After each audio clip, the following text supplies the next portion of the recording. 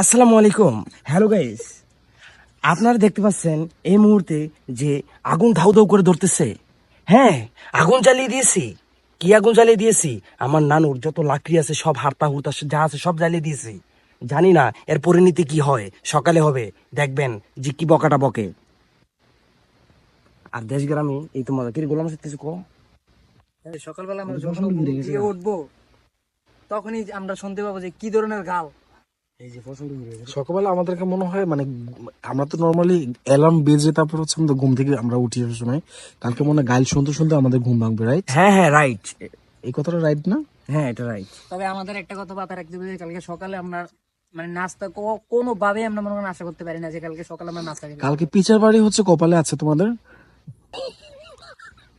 ঠিক আছে? ঠিক আছে, তোমরা নাস্তার আসো তো ব্রেকফাস্ট আসো তো কখনই করবে না। কালকে আমাদের রেস্টুরেন্টে গিয়ে হচ্ছে আমাদের নাস্তা করতে হবে। কি রাবেন, কি বলো তুমি? ঠিক আছে।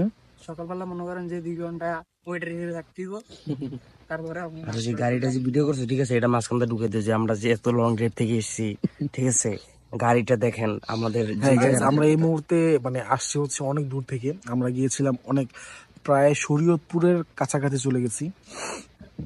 তো ওখান থেকে হচ্ছে আমরা আসছি। তো আসার পরে আমাদের মনে হলো যে আমরা কিছু একটা করি, আসলে ঘুম আসছিল না।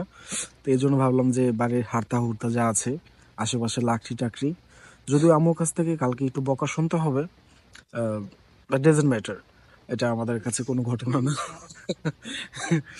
তো দেখি কালকে কি হয়। তো আজকে আমরা ভালো এনজয় করলাম, রামিম মামা ছিল সাথে। ও না থাকলে আসলে মজাটা কোনোভাবে হয় না, ও আছে বলে আসলে আমরা আজকে মজা করতে পেরেছি। থ্যাংক ইউ সো মাচ মামা, থ্যাংক ইউ থ্যাংক ইউ। আর তোমাকে অনেক ধন্যবাদ, অনেক দূর থেকে আসছো বড় আম্মুর বাসায়, তোমাকে অনেক ধন্যবাদ ভাইয়া, থ্যাংক ইউ ভাই। Thank you so much. তো ভিডিওটা কার কার ভালো লাগলো অবশ্যই কমেন্ট করে জানাবেন। আর হচ্ছে ভিডিওটা ভালো লাগলে লাইক কমেন্ট অ্যান্ড সাবস্ক্রাইব করে রাখবেন ইনশাআল্লাহ। থ্যাংক ইউ, আল্লাহ হাফেজ।